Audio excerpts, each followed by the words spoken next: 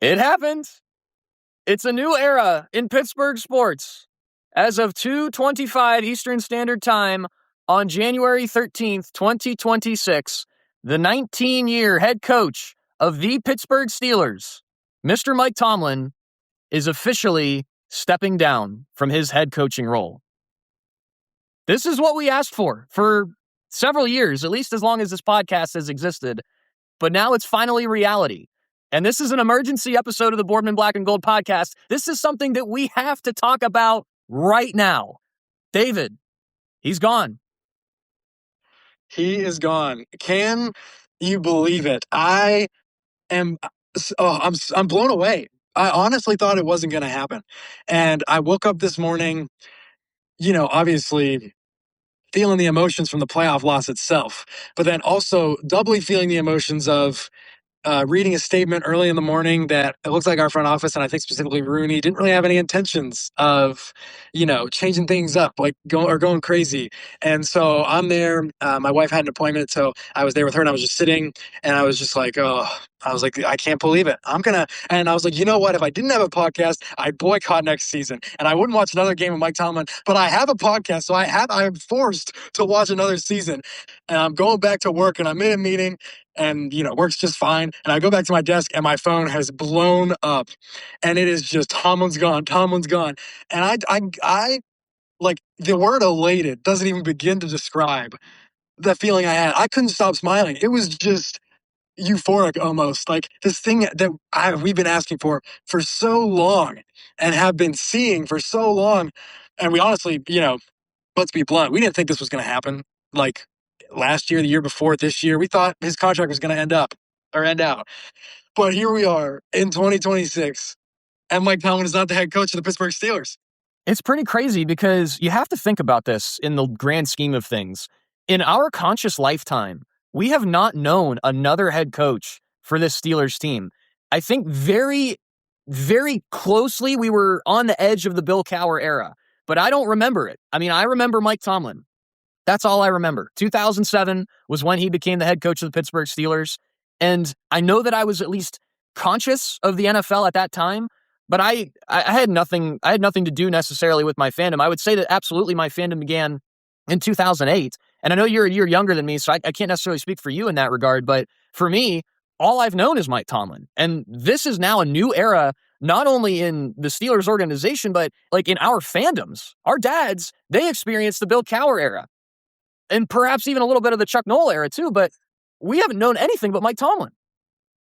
Yeah, I mean, it's insane. Like, to your point, my first concrete Pittsburgh Steeler memory is Super Bowl 43, going to my family friend's house and like all of that. And so my memories have only been Tomlin. And the only other memory I have was like when I was a kid, I would watch the Super Bowl 40 video of like going through the whole Steelers season over and over and over again. And that was all I had, but it was Mike Tomlin and the stats Steelers that I remember. So I mean, it's going to feel so different. Like, I think that, like, it's, we're definitely in that honeymoon phase right now where we're just super excited and stuff, but it's going to be different. Like, watching the Steelers come 2026 with someone else on the sidelines, it's just going to be surreal. Like, we've never known anything different. And, I'm sure that it's definitely not the same. It might have been similar with the Chuck Noll era, because I know that the Chuck Noll era, he wasn't on his best days when he was ending his tenure with the Steelers. And so I think people,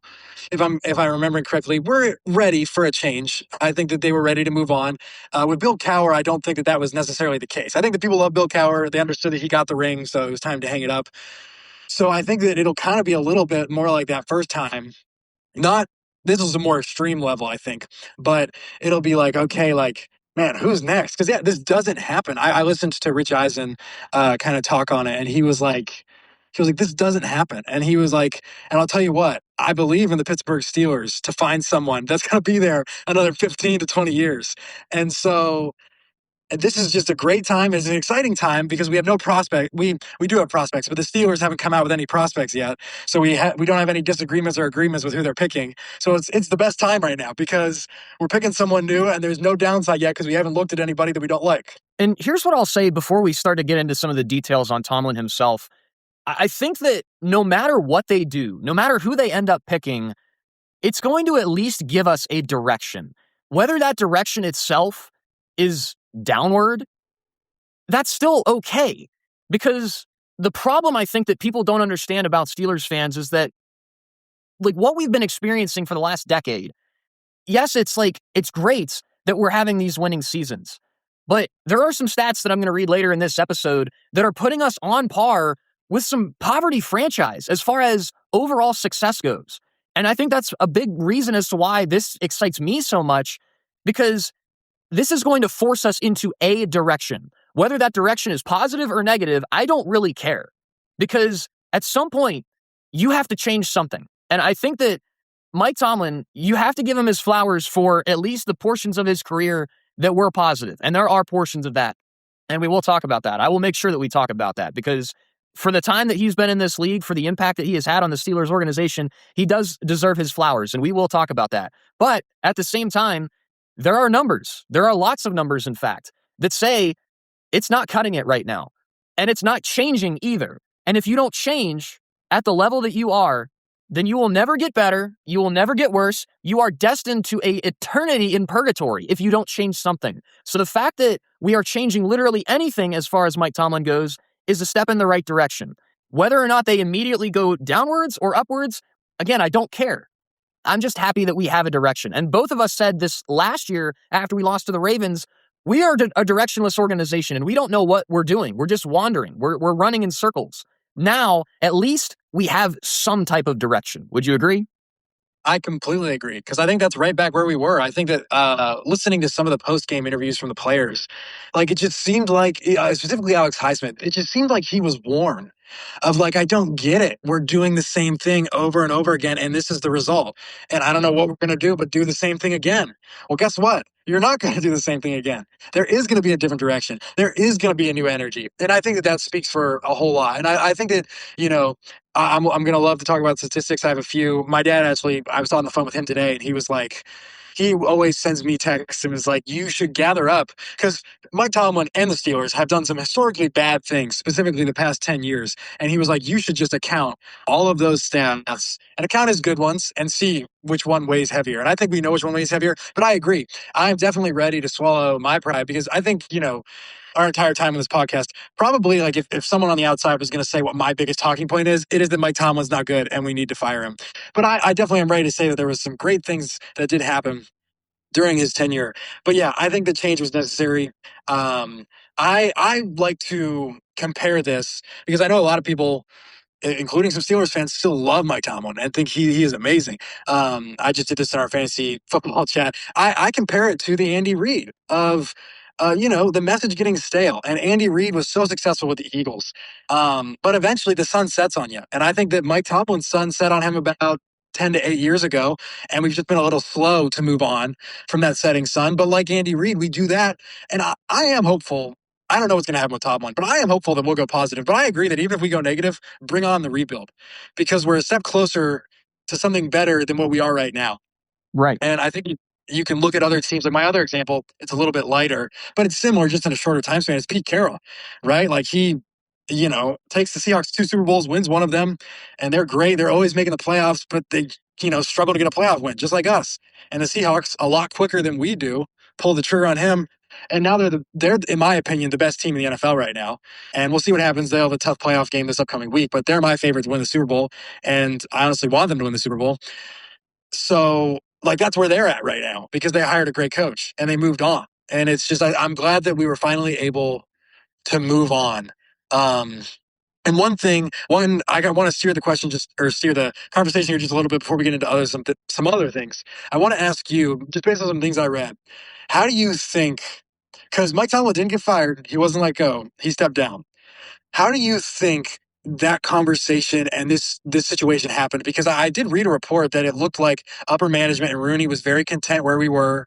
And, you know, Tomlin was not giving the press anything yesterday, so we didn't really know where his head was at. So how do you think the conversation with Tomlin and Rooney went? Do you think it was like a mutual agreement, or it was genuinely Tomlin saying, I want to walk away?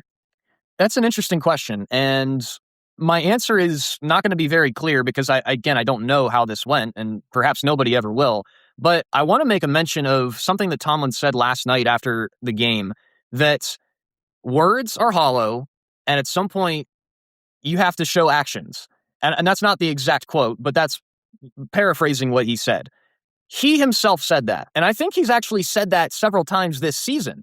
You know, you can think about this when they were on this big losing streak, after the Bills game, after the Browns game. Like, there were times this season where Mike Tomlin said, at some point, words don't matter, and you've got to follow through with your actions. In some way, I feel like Mike Tomlin himself said, yeah, I'm not cutting it. And last night's loss, which was slightly more competitive than several years, at least in the last 10, but in reality, it really wasn't competitive at all. I think that at the end of the day, he said, I can't do this anymore. I don't think that I can elicit anything differently than what I've done for the last 10 years. And I think that he's been searching for the answers and he hasn't found them. And if you can't find the answers, then what reason do you have to stick around? And part of that, I think too, I don't know this, and maybe Mike Tomlin saw the writing on the wall.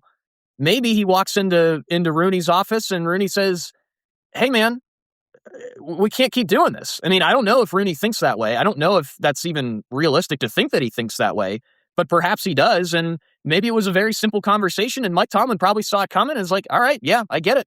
It's time to do something different. Now, the interesting thing, and I'll kind of pose this back to you, he did step down, yes, but the Steelers are retaining his rights. And so he's not going to be the coach this upcoming season, but we still have his rights, meaning that if he wants to come back in a year's time, he could. And subsequently from that, since we have his rights, we can still trade him and use him as an asset. What does that open up for you, I guess? Well, I think that is amazing because solely there was a big conversation that happened in our fantasy football group chat, but solely because of quite a few people who heavily defended that probably half the league would give arm and leg for this guy. Let's take their arm and leg. If he's not going to be our coach, let's get a first round pick or two. Like let's get all we can out of him. I think that that's an ample opportunity to do something there and to really, I think, bolster us up because, we don't got a good draft pick because we got into the playoffs. So let's go get one. Anyone would give anything for Mike Tomlin right now. There's so many teams that are desolate that have just fired their coaches. And, Rich Eisen made the point that, kind of similar with Harbaugh, even though it wasn't Harbaugh's decision, and this was probably, at least in part, Tomlin's decision. But Rich Eisen suspected that the reason why he stepped down right now so quickly was because of how many teams have open coaches and will be desperately wanting one who has the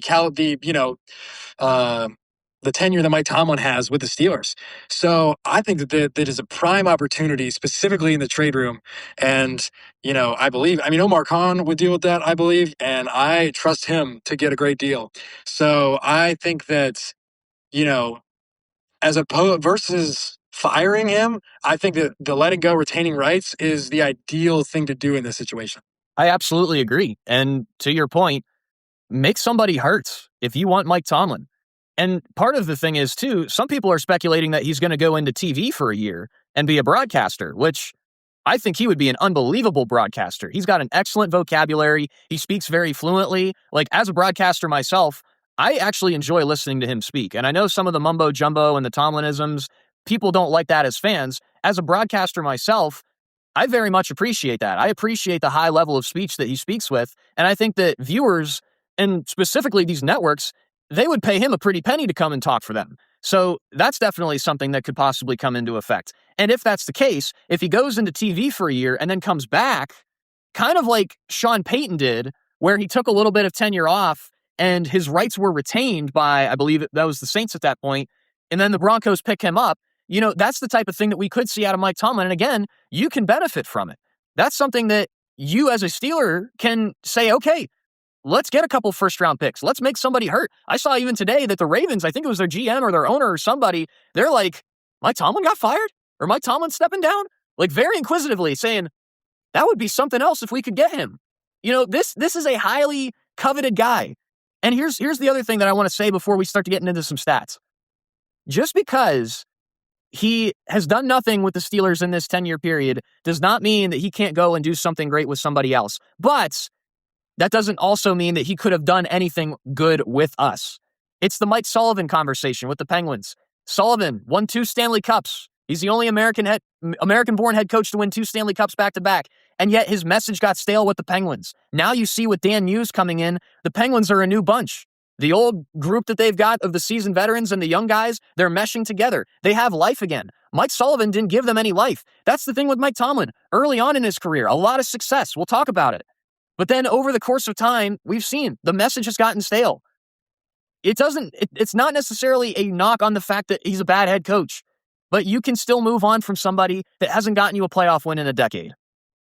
I completely agree, and I think that it's just you can't say it any better than how you said it. Like the message gets stale, and the success fades, and I mean, heck, talent goes away too. And I think that part of that, I've said it throughout the years that I don't think he's good at developing players, and so I do think part of that's on him. But part of that is like, yeah, we didn't have the talent that we had offensively. Defensively, we've always had talent during his tenure, no matter what, really.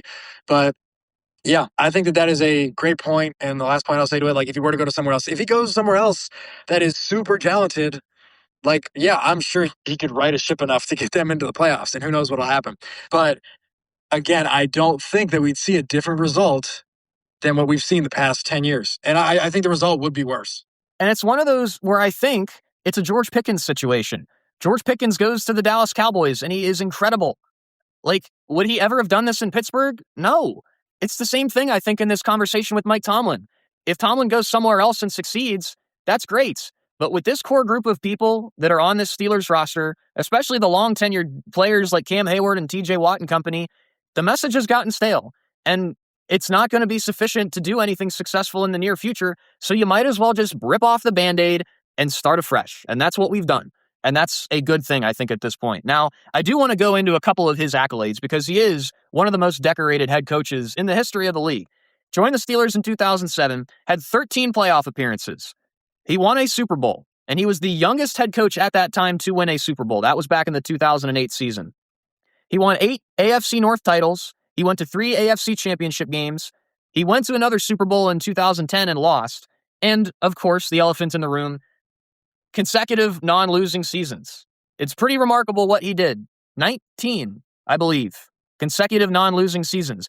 His regular season record is 193, 114, and 2, which is a .628 winning percentage, which I have it pulled up in front of me. That regular season win percentage is among the best all time. In fact, it is tied for 9th all time with the great Chuck Noll for all time winning percentage in the NFL. Again, top 10 head coach as far as regular season winning percentage goes, which is pretty remarkable. Now, again, here's the thing. You look at this also. He's 8-12 in the playoffs, and you saw how he started in the playoffs. He was very good when he started out. And then you look at the 7 straight playoff losses, which I think we mentioned this last year, but you know who he is now tied with all time for the most consecutive playoff losses in NFL history? As a coach or as a team? As a coach. Most consecutive. Is it what era? It's this era, like post 2000. I'm trying to think of a coach that was good enough to get to the playoffs 7 times, but not win any. I can't think of him. Very forgettable guy, but yet a very rememberable guy. Marvin Lewis. Oh my gosh. Oh, that's crazy. Marvin Lewis and Mike Tomlin now hold the longest streak for consecutive playoff losses in NFL history. And again, going back to the stretch that we're on, you think of these games. 2016 AFC Championship, they get blown out by the Patriots. 2017 divisional round against the Jags, they lose 45-42 in a game that they were really never in. 2020, they lose at home to the Cleveland Browns, who had never won anything ever. 2021, they lose to the Chiefs in Big Ben's last game by a score of 42-21. 2023, with the shell of the Pittsburgh offense, they lose to the Bills 31-17. 2024, they lose to the Ravens 28-14. And then just last night's, the wild card against the Texans, it was 7-6 for a long time, but the final score was 30-6, which I think was more indicative of how the game actually went. That's a 9-year stretch with no playoff wins. That's a long time, David. And there's not many other teams that can say that they've gone that long without a playoff win. It's true. And not only is it those 9 years without a playoff win and those 7 losses without a playoff win. But let me give you some stats about that losing streak. During those 7 games, we have been outscored by 106 points. We've been outscored by 71 points off of turnovers. And in 7 games, we've been outrushed by 653 yards, almost 100 yards a game. And in every single one of those games, we have trailed by 21 plus points at one point in that game. And now this is the big one. This is the okay. In 7 games, there is 420 minutes of football that are played. Zane, take a guess at how many of those minutes we led in those playoff games. So out of those 7 games, you're saying there's 420 minutes to account for. Yes. How many have we led? Yeah. I'm going to say, well, I know we led last night.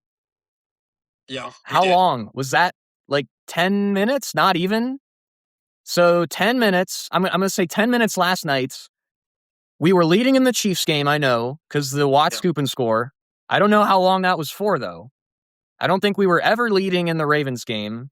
We were never leading in the Bills game. Never leading in the Jags game. I'm going to say 25 minutes. Okay. You're actually very close. It is a whopping 17 minutes and 30 seconds. I was high. Yeah. 17 minutes in 7 playoff games the Steelers have been leading. That is 28%. That is, I mean, that's horrible. No, it's not. That's not even close to 28%. Wait. That's one game. That's one game that you're talking about. This is like, this is infinitesimal stuff, David. So do 7. Oh my gosh. 17 divided by 420. Yes, you're right. Sorry, I did that. I don't know what I divided last time. It is 4.12% of these 7 playoff games we've had the lead. Wow. Unbelievable stat. Unbelievable. Yeah, bravo. Bravo. That's credit to the Pat McAfee crew, because that was on their show this morning. That's just insane. And I think that, thank you for reminding us of Marvin Lewis, because I don't think anyone was really questioning him being gone. And I think really the only questioning that's gone on with Mike Tomlin is, yes, the consecutive not having a losing season, but Marvin Lewis did that too for the most part. It was just his past and the history he had with us. And yes, those first 4 or 5 seasons, I'd say, those 4 or 5 seasons are iconic. I mean, 2008, you got a Hall of Fame defense, an unbelievably unforgettable playoff trip to the Super Bowl. In 2010, you've got, again, another Hall of Fame defense with an unbelievable offense with a trio of great wide receivers. So, those are the glory days, right? Those are the glory days of the 2000s. And, you go to then the Killer Bees, and those awesome times, though not a lot of playoff success, Killer Bees were so much fun to watch. And specifically in 2017, before Ryan Shazier got hurt, we had a heck of a good defense. And then even during this playoff drought, you go from probably 2019 to 2022, our defense was just lights out. And insane. So it's there's a lot of things to like here. And those are good things. But I think once you bring in the stats that we've brought in and all the negative things that have happened, especially in the past 10 years, they heavily outweigh what's going on here. And I think that being my favorite team being Mike Tomlin's team has made me realize there is only one stat that matters, and that is playoff success, yes, but winning. Can you get to a championship? Can you get to a Super Bowl? That's what matters. That's really what matters. We're seeing with Matt LaFleur now, too. And we saw Aaron Rodgers defend both Tomlin and Matt LaFleur because they're both kind of in similar situations right now. And I think that a great example, and Tomlin will probably be spoken of higher than this guy, but I think a great example is Marty Schottenheimer. Yes, absolutely. Yes. Great poll. He had better regular seasons than Mike Tomlin on average, I believe. I don't know that stat for sure, but he had some unbelievable regular seasons with the Chiefs, the Browns, and the Chargers. And they were in championship games. They were in divisional games. And, man, they just couldn't get it done. And he's probably, again, I don't know the stat either, but he probably has the most home playoff losses in the history of any coach because they were always playing a home game. They were always winning their division. They were always getting the home game. But guess what? He couldn't win a playoff game anywhere. And it's that's all it comes down to. Yes, the 19 seasons. I don't even want to say it's impressive because it isn't really. There's a quote that I think is so timely, and I love it, from Kurt Signetti, that he was talking, I don't know, this was during the playoff run. I don't know when it was, but he was saying, like, he was just talking about how he coaches. And at one point he was like, he was talking about some certain type of coaching. And he was like, that's average. He was like, in any other profession, I could be average and that'd be good. Average is great, but not in my profession. I need to be excellent and I need to win. And that's just the truth. And Mike Tomlin, he's an average coach. And in any other profession, man, yes, give him the flowers, give him everything he deserves. But in the NFL, you've got to be above average. You got to have the winning. And I think that the interesting thing is here, you can talk about the winning, but you can also talk about the winning. Stay with me here. Stay with me. The winning in the regular season is great. Just 2 weeks ago, or not even 2 weeks ago, we experienced an incredible win against the Baltimore Ravens. But you have a different game just last night against the Houston Texans. If we won the game against the Texans, how much more weight does that win carry than the win that we had even against the Ravens to get to the chance to even play that game?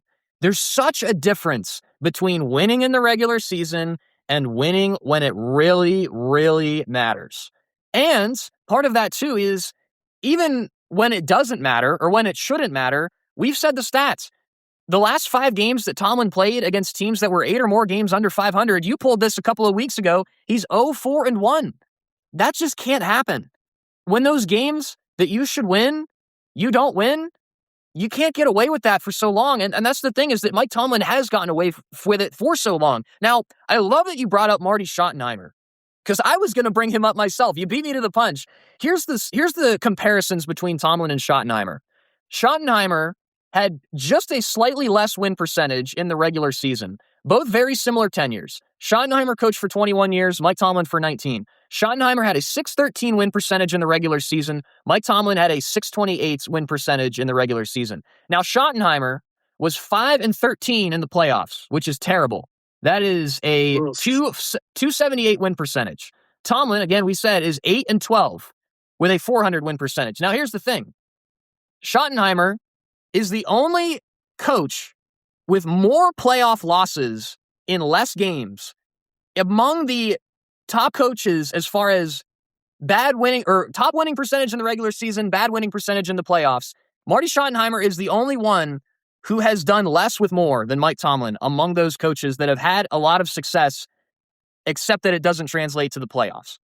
So again, Mike Tomlin is on a list of people that includes Chuck Noll, that includes John Harbaugh, but he's also on a list of people that includes Marvin Lewis, Marty Schottenheimer, Chuck Knox, who went 22 years in the NFL without doing anything, Steve Owen. He went, in the non-Super Bowl era, 24 years with a playoff win percentage of 200. Mike Tomlin is 74th all-time in playoff win percentage. And those 3 coaches that I mentioned, Schottenheimer, Chuck Knox, and Stephen Owen, are the only coaches with a worse winning percentage in the playoffs with a longer tenure in the NFL. Mike Tomlin at 19 years, Schottenheimer at 21 years, Knox at 22, Stephen Owen at 24. And that goes back to the whole point that we're trying to get across here. It's just time to move on. It's time for something different, and it's time to shake things up. Whether or not this puts us in a right direction or wrong direction, it's just time to move on. And that's the final statement. Okay, so and bear with me here. It might take me a moment to land this plane, but I think that, looking at those guys, and I only really know Tomlin and Schottenheimer, but I talked a lot about this with Harbaugh as well, of how are you losing? Like, I think that brings a lot of weight to me. And I think that with, you look at Schottenheimer, there is iconic moment after iconic moment after iconic moment. The drive, the fumble, the missed kick, Kansas City against the Colts, the interception turned fumble against the Patriots when he was with the Chargers, and the overtime missed kick with the Chargers. Like, it's just like these plays that it's like, what the heck? The flukiest things happen in the world, one play away, right? Versus blown out, only having a lead for 17 minutes and 30 seconds over 7 years of playoffs. Like, I think that does carry something. And I think that carries weight for me a lot, because it's like, okay, again, and I think that this is why I view Harbaugh and Tomlin a little bit differently, is because with Harbaugh, it's like, my dad actually threw an interesting stat at me. With Lamar, his playoff record isn't that good, but without Lamar, I think he's 8-2. in the playoffs. So he's pretty dang great. And you could talk about all that. But anyways, like you just look at his past few playoff runs, they're inches away. They're a drop 2-point conversion. They're a Zay Flowers fumbling out of the back of the end zone away from going to the Super Bowl, going to the AFC Championship. And I think that does make a huge difference. And so I agree that we weren't even close.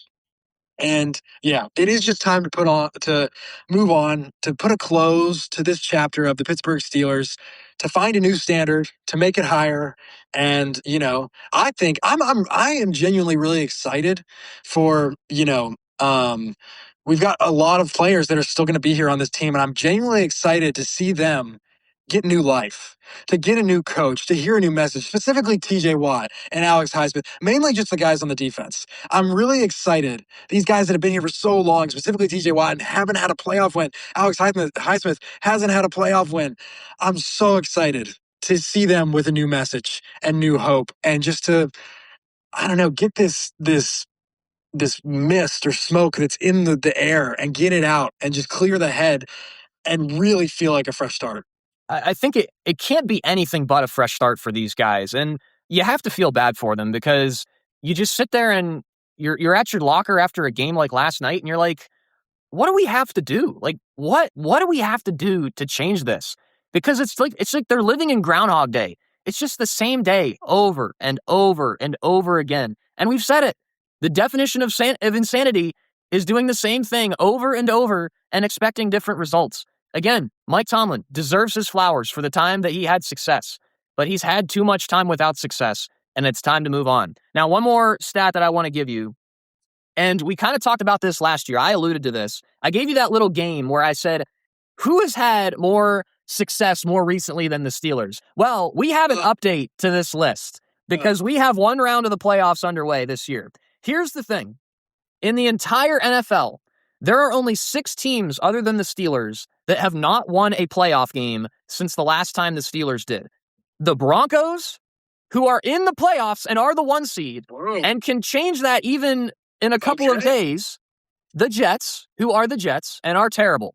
I will never wish Jets sorrow upon anybody else, and I won't pretend like Steelers sorrow is worse than Jets sorrow. I get it. True. Very true. The Cardinals, who have done nothing with anything ever and were not competitive in any playoff games. So those are the 3 teams that have not been even competitive in a playoff game. But this year, we have a couple of new additions to the teams that have won playoff games. The Bears, of all teams, they have pulled the rug out, and they have won a playoff game more recently than the Steelers now. Last year, we had the Commanders win a playoff game, and they are now more recent winners than the Steelers. So again, we're going back to the 6 teams that have not won. The Broncos, Jets, and Cardinals, they have not been competitive in a playoff game in the same span that we have not. Additionally, part of my list, the Dolphins back in 2022 finished a field goal margin with the Buffalo Bills and were competitive in a playoff game. They have not won a playoff game, but they were at least competitive. The Raiders in 2021, the year that the Cincinnati Bengals won the Super Bowl, the Raiders only lost by a touchdown in a fairly low-scoring game. So they were competitive in a playoff game more recently than the Steelers. And then even just a couple of days ago, the Carolina Panthers went toe-to-toe with the Los Angeles Rams, who are, again, a Super Bowl caliber team, and they took them down to the wire. They were leading at the 2-minute warning. They couldn't finish the job, but even the Carolina Panthers have been competitive in a playoff game more recently than the Steelers. So the Steelers are bunched into a group of 4. Themselves, the Broncos, the Jets, and the Cardinals. In a week's time, the Broncos might be off that list. So the 3 teams that are in the same little boats are the Steelers, the Jets, and the Cardinals. That's not a list that you want to be on. No. And it really does put things into perfect perspective. And I think that it's a great point, too, because you could argue Mike Tomlin all day long. Like, okay, just look at the Pittsburgh Steelers. Like, take Mike Tomlin's name off of it. The Pittsburgh Steelers over the past 10 years are in that bottom 4. Like, that's what we are. And it's just, it's embarrassing. It's embarrassing. I was saying it a lot last night, just watching this game. It is so embarrassing, and we do it at home. And the past 3 home playoff games, all 3 of them, like, embarrassing. 2017 was a little bit better than the other 2, but it's just so bad. And I was texting it a lot last night too, where I was like, insanity. And we've said that a lot. Insanity's doing the same thing over and over again. We are finally out of insanity, and we finally moved on, which thank goodness. And I do see a bright future ahead, whether it takes a couple years and we have to rebuild, or whether, we do something like, um, we find a great coach that can make us win immediately, like we've seen with the Vikings, like we've seen now with the Seahawks. And, who knows? But I think that those stats that we were talking about, like what we're trying to say is they speak for themselves, and we don't need to harp on it any longer because that's just the truth. That there it is. You can't argue that. No, you can't. And I want to be very careful when it comes to recency bias, but it's not recency bias anymore because it's occupied a literal decade. Yeah. No, it is. It is the farthest thing. Yeah, it's the farthest thing from recency bias. Like we've been saying this a lot this year specifically, that Mike Tomlin has become a statistic, and it's all bad statistics. And it's like, if it wasn't a statistic and it was every once in a while, or like a fluke thing, like I was talking about with Marty Schottenheimer, where it was like a fluke thing, but because it's a statistic year after year after year, it's like you can't just turn a blind eye. You can't turn a blind eye. And that's the thing is, a lot of players, they love Mike Tomlin. Aaron Rodgers was defending Mike Tomlin. And that's the thing is, like, I do believe that there is a distinct difference between the numbers and the person of Mike Tomlin. But at the end of the day, the numbers are really what matters. If you don't produce, you can't survive. And Tomlin survived for longer than most have. In fact, longer than all but 3 have as far as success goes. And again, it just goes back to the standard. If your standard is a winning season, then congratulations. You have effectively achieved that standard over the course of 19 years.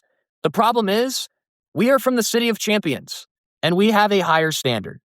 Yeah, and it's true. And I think that, like, he has survived longer than he should have. And I think a stat, this was last year, so it's I think it's actually gotten more crazy, and it'll be more. These numbers will be more inflated, but only 7 NFL teams have zero. Oh wait, actually, one of these. Oh my gosh, sorry. Forgive me for this. 3 teams are taken off this list. It's right now. This was last year. Only 7 NFL teams have 0 playoff wins since 2016.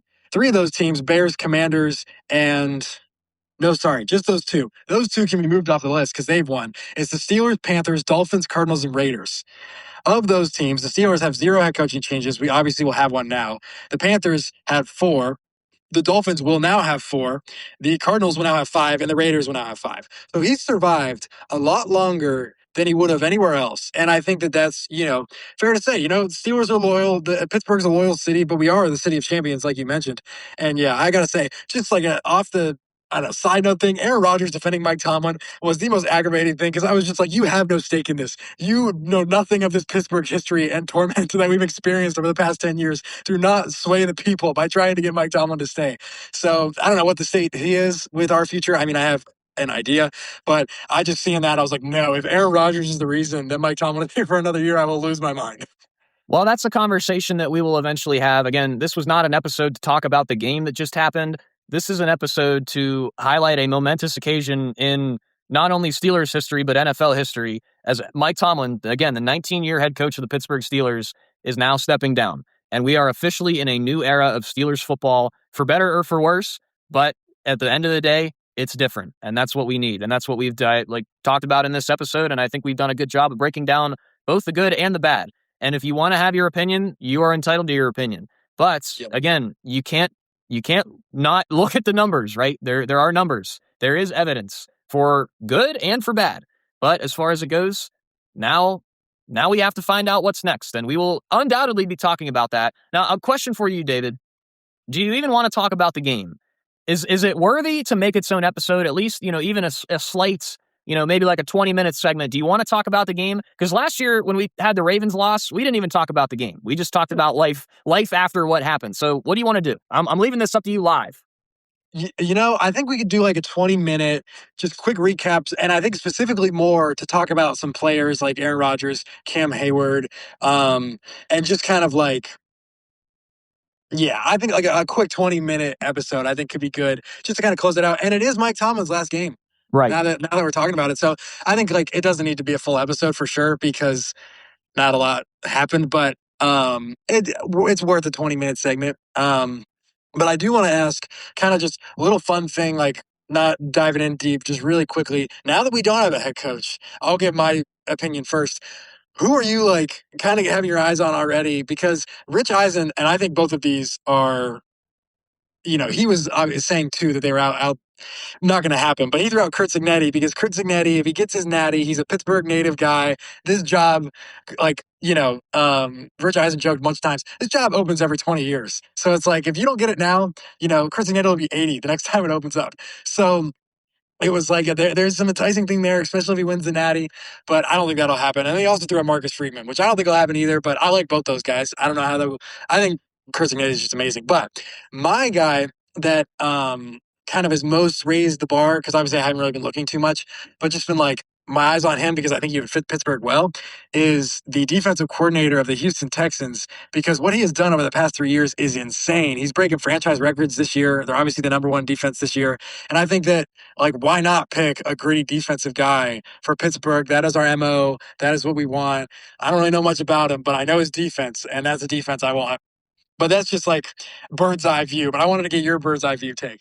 I think obviously Kurt Cignetti kind of makes the most sense, and I was talking about that in the office today with a couple of Steelers fans as well as some Browns fans. Like, that's definitely one of those guys that, like you said, this is one of those jobs that does not come around very often. And him being a Pittsburgh guy, that's one of those things that you might have to jump on or never get on in your entire life. So I think that's definitely. I mean, I think that's probably my favorite if I had to choose right now. Obviously, this is with no research whatsoever, but just based on the raw emotions, I'm kind of with you leaning in that regard. And, I think that's the whole thing is this is going to be a conversation this offseason. This is undoubtedly going to be a large talking point because this, again, is something that we have never even talked about in our conscious lifetimes. And now we're going to get to dissect it this offseason. Yeah. And it'll be really interesting because it could go one of two ways. And doesn't mean that both ways, like one way's wrong, one way's bad, because it could go in the way of like, we get somebody where there's the awkward Nick Sirianni press conference or the Duval Liam Cohen thing, but look at where those guys are, and like it could be someone like it's just gonna be really interesting to see. I'm really hopeful. I think that we, even though I'm not a huge fan of Mike Tomlin, he is at the least average. The Pittsburgh Steelers know how to find a head coach. So I genuinely do trust that we're going to pick a good head coach. I hope that's the case. And even if they don't, that's the thing that I want to get across from my own perspective. Even if they don't, it's okay. We've had this much winning for this long. It's okay to have a losing season or two. In fact, we were calling for some losing seasons to get to this point. It didn't take a losing season, but now at least here we are. We at least have a direction. It goes back to what I started the episode with. There is at least a direction. Whatever that direction is, I'm okay with whatever that looks like. It's true. And hey, the benefit of having a rebuild next year, if that were to happen, is that Arch Manning is waiting in the wings in the NFL draft. And so, I don't know what we're going to do with quarterback this upcoming year. That's, again, of course, another conversation in the future. I think we're in an interesting time right now. A good time, I think, and a time that's going to lead us to greater times. But interesting nonetheless. Very interesting. And this is going to be a chock full offseason. And heck, we're not even quite in the offseason yet because we haven't broken down the Texans game, which we will do. We're going to record that tomorrow. We will have like a short little 20-minute hit on that just so that we can kind of put a bow on this 2025-26 season because, of course, there were plenty of moments that we have to talk about and to dissect. And, there's a lot that we have to talk about. But this offseason, and I feel like we've said this every single offseason, but this offseason is going to be unprecedented for this podcast as far as a production standard goes. Yeah, absolutely. Definitely a lot more going on, a lot more that we got to talk about. And it's just exciting. It's an exciting offseason. It's a new start. It is here. Okay. Well, that's the last thing I'll say. I think that because Mike Tomlin was who he was, for me, it just feels like the Pittsburgh Steelers again. Like that I can now be like, yes, I can disagree with this whatever coach we're going to have, but he's not our franchise coach, at least yet. And so it's like at the end of the day, all I'm rooting for is the Steelers. And I feel like with Mike Tomlin and just, him being here for 19 years, it was hard to like separate the two. And it was like my Pittsburgh Steelers, I feel like it's better if you go. But, I guess we're in the playoffs, so we should win. And now it's like, it's my Pittsburgh Steelers. It's not my Pittsburgh Steelers versus Mike Tomlin and me thinking maybe he shouldn't be here. It's now just my Pittsburgh Steelers. And I get to root for them no matter what. And it's awesome. That is true. no mixed feelings, no mixed, like, should we really be winning this game? You know what I mean? Which we've had the past, especially 2 years. Yeah, you're absolutely right. I mean, we've come into it and we've at least mentioned it the last 2 playoff games. Is it better or not to win this game? I don't know.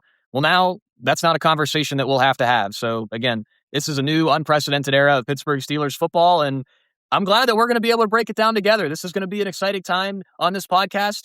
We might have our growing pains, but at the end of the day, we're going to be here together, myself, Zane, along with David, on the Boardman Black and Gold podcast, which is always sponsored by Zecca Enterprises, crafting furniture solutions in northwestern Pennsylvania. You can call 919-406-4679 to turn your furniture problems into furniture solutions.